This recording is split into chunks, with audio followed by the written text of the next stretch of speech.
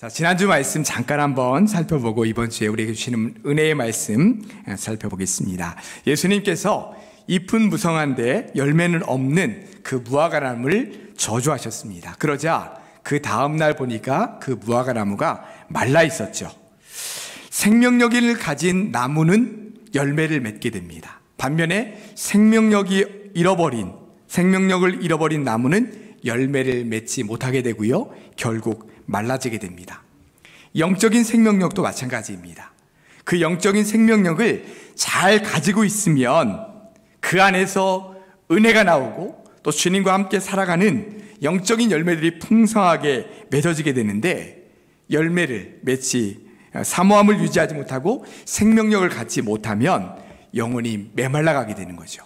그러면서 그 안에 열매도 없게 되는 것입니다.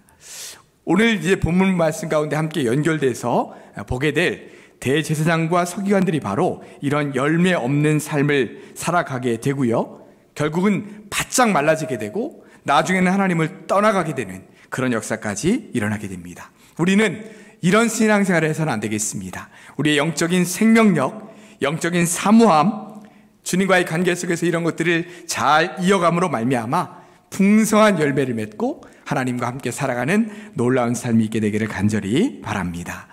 또 지난주에 우리는 예수님께서 기도에 관한 3가지 자세를 말씀해 주셨습니다. 기도할 때 우리가 어떤 마음가짐으로, 어떤 자세로 기도해야 되는지를 말씀해 주셨죠. 첫 번째는 의심하지 말고 믿고 구하라, 이렇게 말씀하셨습니다. 기도할 때 우리가 기도하는 그 순간에 믿고 기도하라는 거예요. 의심하지 말고. 귀신 들린 아들을 데려온 아버지, 그 아버지가 고쳐주십시오 라고 간구했을 때 예수님께서 하신 말씀이 뭐냐면, 할 수 있거든이라고 구하지 말고 믿는 자에게 능치 못함이 없으신 아버지 하나님을 믿고 구하라, 이렇게 말씀하셨습니다. 믿고 기도하라, 믿고 구하라, 이것이 기도의 첫 번째 내용이었습니다. 두 번째 기도의 자세는 기도하고 구한 것은 받은 줄로 믿으라, 이렇게 말씀하셨어요. 여러분, 기도는 지금 하지만 이루어지는 것은 미래의 일입니다. 그러니까 이루어질 때까지는 기다림이라는 시간이 필요한데, 그 기다림이라는 시간 동안에 필요한 것이 무엇이냐? 믿는 거예요. 내가 구한 것, 내가 간구한 것, 주님께서 응답해 주신다, 들어주신다 라고 하는 믿음을 가지고 기다려라, 이런 말씀이죠. 세 번째는, 기도의 세 번째 자세는 기도할 때 누군가의 허물이 생각나거든 용서하라, 이렇게 말씀하셨어요. 자, 기도하는 중에 가장 많이 일어나는 일, 우리의 감정을 보게 하시는 거라고 했어요.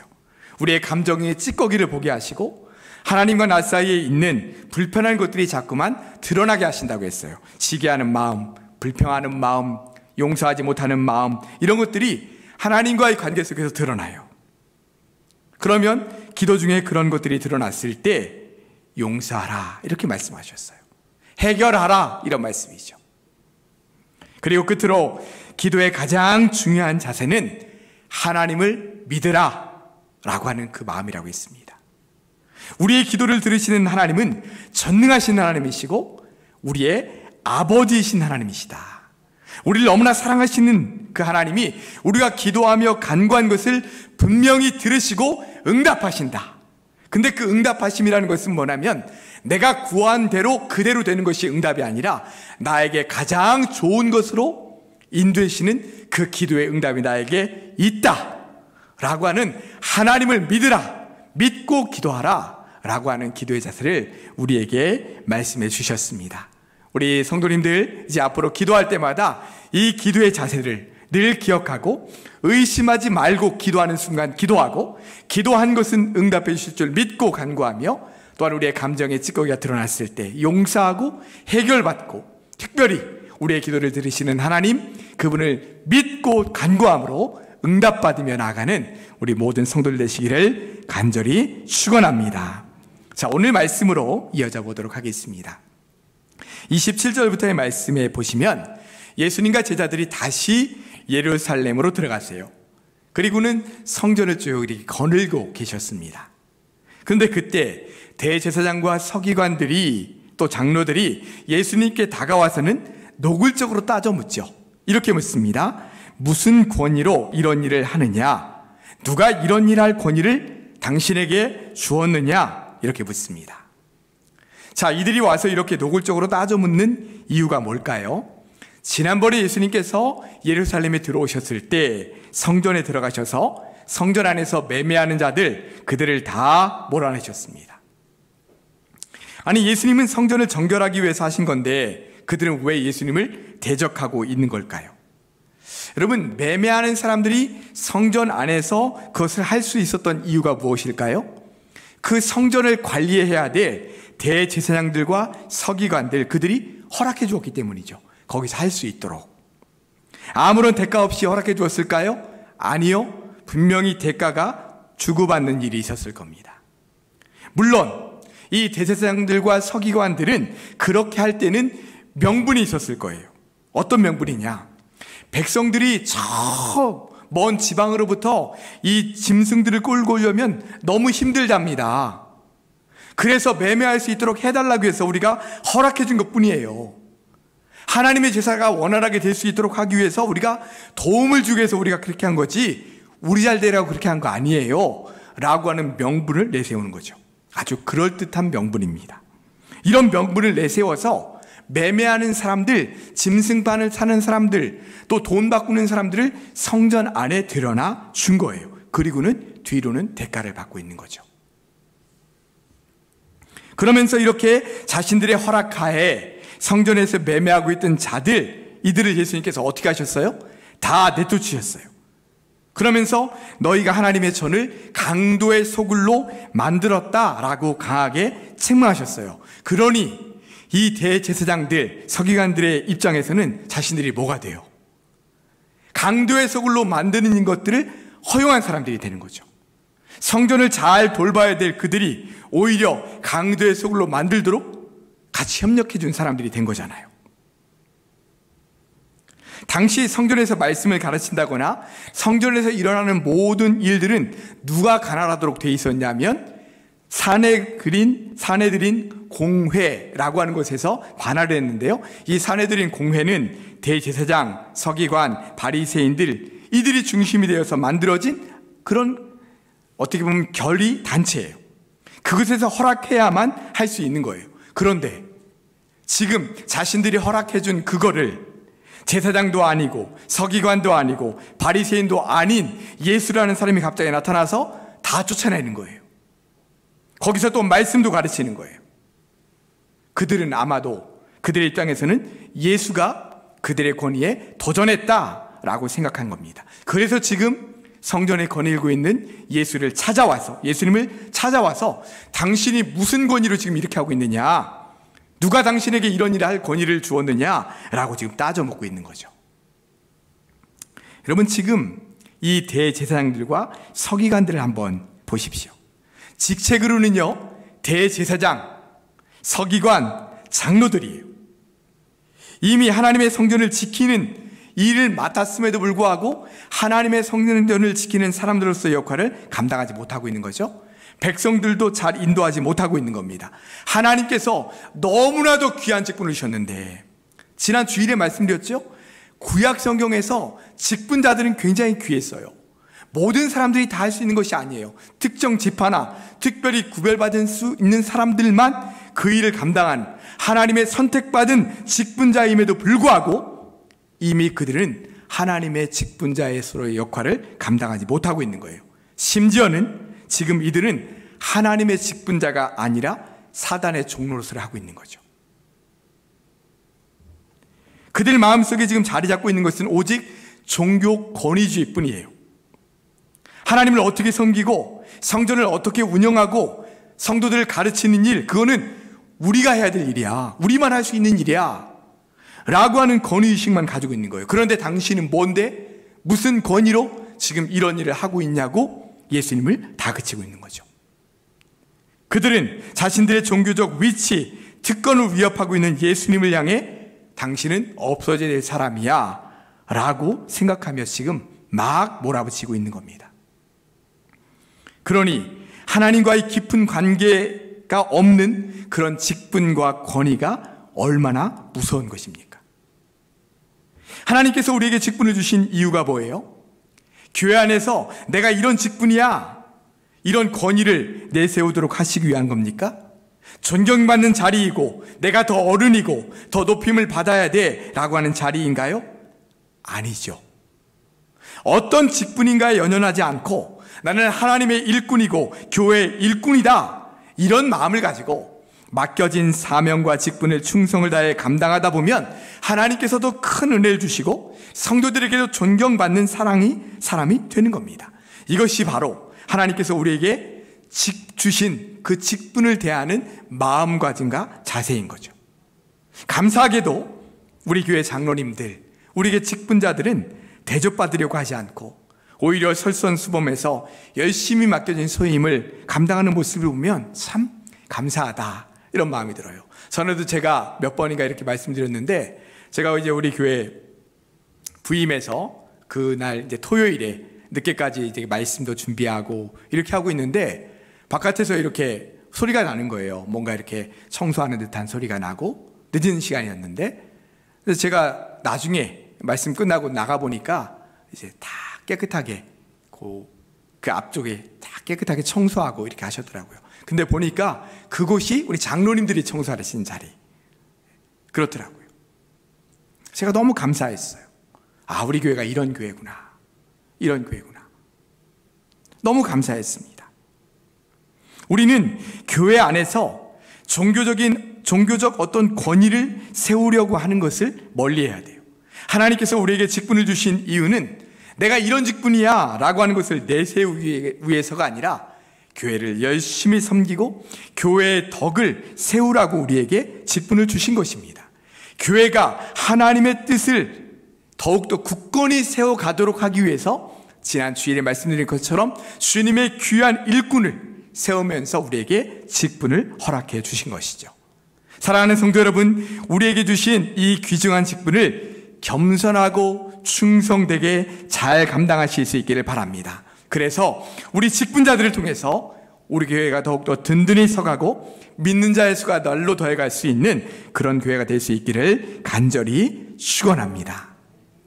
자, 대제사장들과 바리새인들 또 서기관들이 예수님께 나와서 당신이 지금 무슨 권세로 이런 일을 하고 있느냐 라고 날선 질문을 하자 예수님께서 뭐라고 대답하셨는지 29절과 30절 말씀에 나옵니다. 우리 한번 29절과 30절 말씀을 다 함께 읽겠습니다. 예수께서 이르시되 나도 한 말을 너희에게 물으리니 대답하라. 그리하면 나도 무슨 권위로 이런 일을 하는지 이르리라. 요한의 세례가 하늘로부터냐 사람으로부터냐 내게 대답하라. 아멘. 자, 그들의 날쌘 질문에 예수님께서 굉장히 지혜롭게 대답하셨어요. 예수님의 독특한 어떤 방법이시죠. 어떤 날카로운 질문 하실 때마다 오히려 되물으시는 그런 것들을 많이 하셨는데 지금 이 장면에서 똑같이 하고 계세요. 자, 나도 한 가지를 너희에게 물을 테니 대답해봐라. 그러면 나도 무슨 권세로 이 일을 하는지 대답하겠다. 그러면서 요한의 세례가 하늘로부터냐 사람으로부터냐 라고 하는 것을 물으셨어요.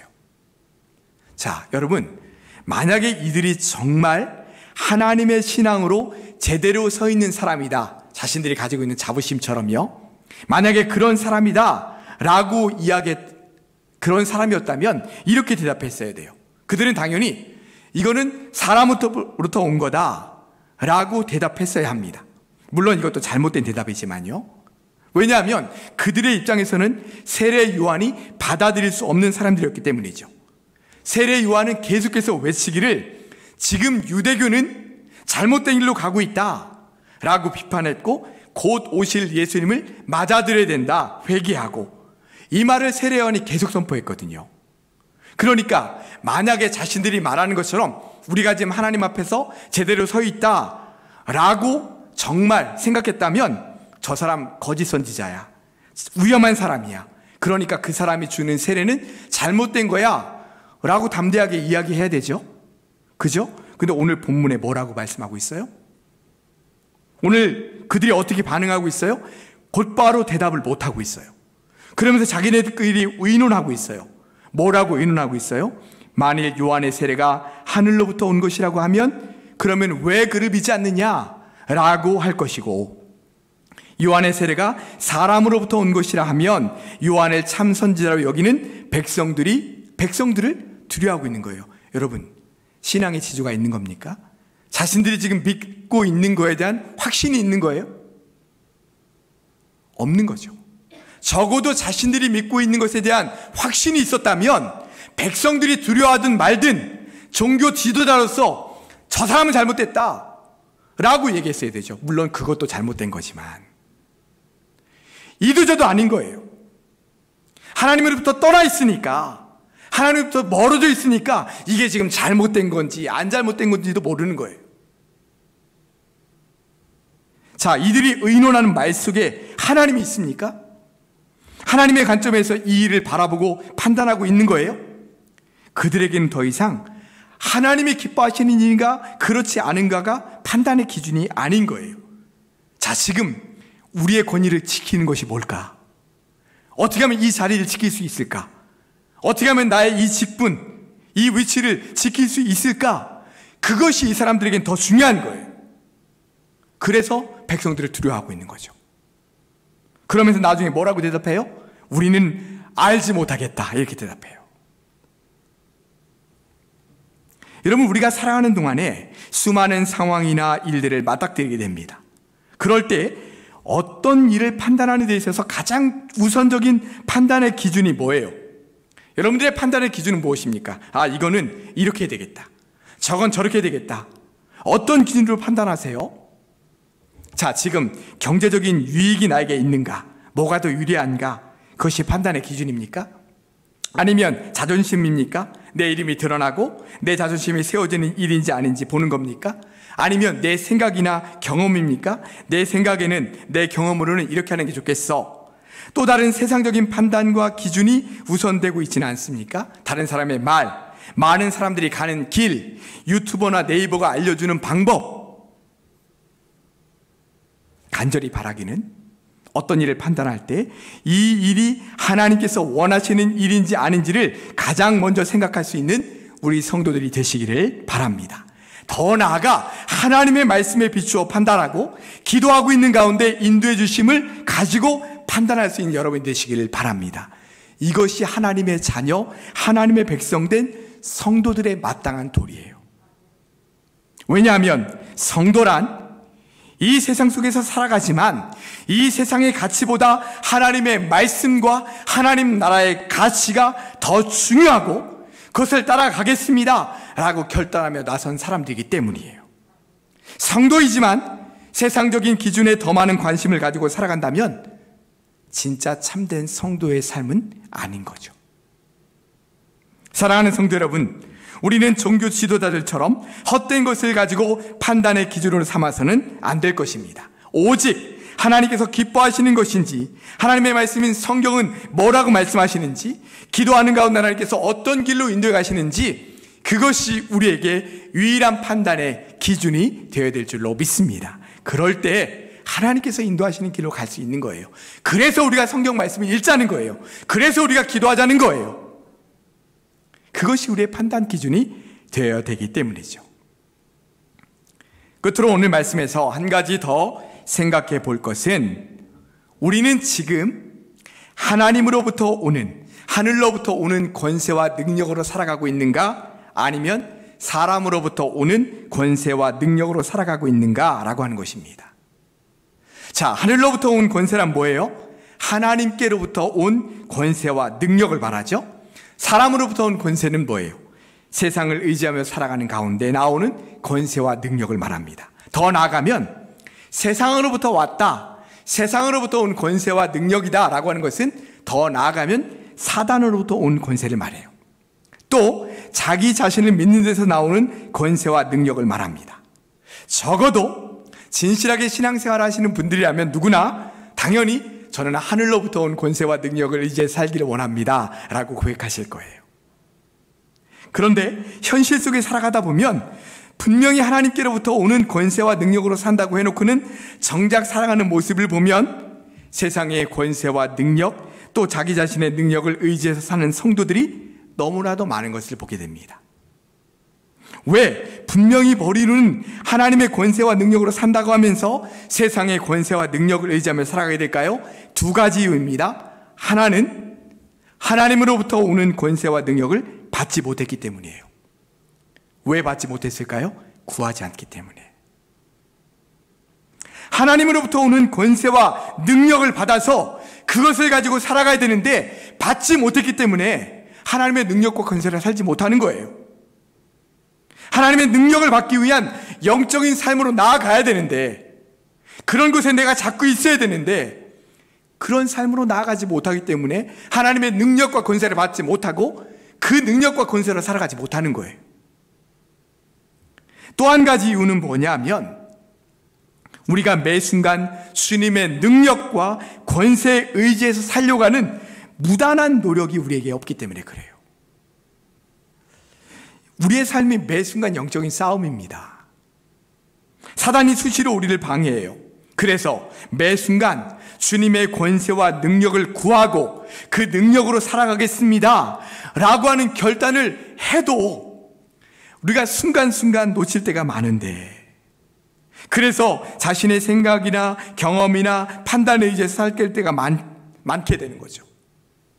힘든 일에 부딪힐 때마다 또 넘어지고 쓰러지고 좌절하게 되는 거죠. 여러분, 목사인 저도 마찬가지입니다. 매일 교회 안에서 살고 매일 하나님의 말씀을 읽고 그 말씀을 준비하고 우리 성도들에게 전하는 일을 하고 살고 있는 목사인 저도 수시로 교회 일이나 개인적인 일을 판단하고 결정해야 될 때가 많아요. 그런데 그때마다 하나님을 의식하고 하나님의 방법으로 해야지, 주님의 권능과 능력으로 해야지 라고 하지 않으면 벌써 내 생각과 판단으로 결정해버리고 저만큼 진행할 때가, 그럴 때가 많아요. 그리고 나서 한참 지나고 나서 정신이 드는 거죠. 아차, 하나님께서 주신 성령 안에서 기도하고 판단하고 결정한 건가? 하나님의 권세와 능력으로 감당하고 있는 건가? 정신이 번쩍 나는 거예요. 그러면 그 순간엔 뭘 가지고 판단하고 결정한 거예요? 내 경험과 내 생각으로 판단한 거죠. 거기다가 명분도 갖다 붙여요. 나는 합리적인 사람이야. 나는 경험이 많은 사람이야. 나는 그동안 너무 잘해왔어. 저도 모르게 그런 생각을 하고 있더라고요. 그러면서 내 생각대로 하는 거예요. 여러분, 목사도 그래요. 목사도. 하늘로부터 오는 권세와 능력으로 산다는 것은 그 매 순간순간마다 내 생각이 있고 내 경험이 있고 내가 정말 어떻게 하면 잘 될 거다라는 생각이 있지만 그런 것들을 내려놓고 주님의 능력과 권세로 살아가겠습니다 라고 하는 마음으로 매 순간 주님을 의지하고 주님 붙들고 주님과 함께 살아가는 삶으로 나아가야 하늘로부터 온 권세와 능력으로 살아가는 것입니다. 그러지 않으면 내 능력과 내 힘에 의지해 살아가게 돼요.